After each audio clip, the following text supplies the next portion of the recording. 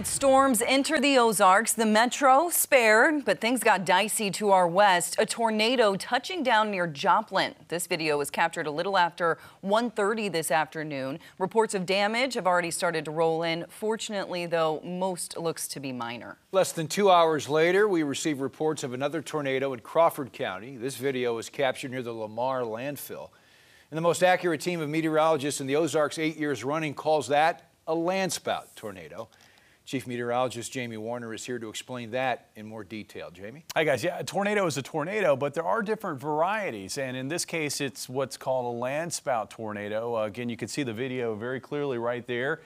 It's not a big tornado. The funnel is very narrow in nature, and you don't have all the structure that you have with a supercell tornado. That's a different beast or a different animal. This was classified as an EF0. It produced winds of around 60 to 65 miles per hour.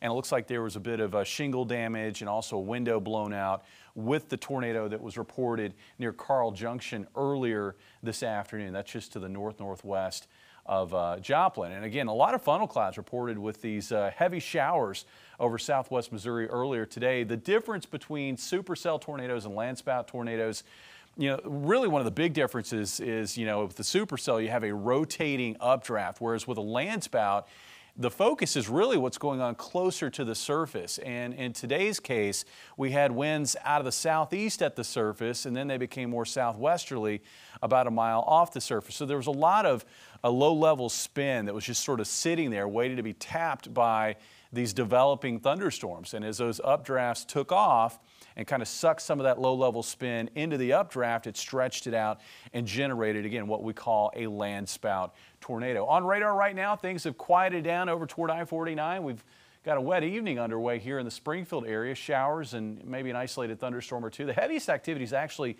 exiting off to the northeast, hitting Rolla earlier this evening with some heavy thunderstorm activity. As far as the forecast for tonight, I think things gradually wind down later tonight, and it looks like we've still got a stormy forecast ahead. I'll talk about that and what days have the higher severe weather risk coming up, guys. All right, thank you, Jamie.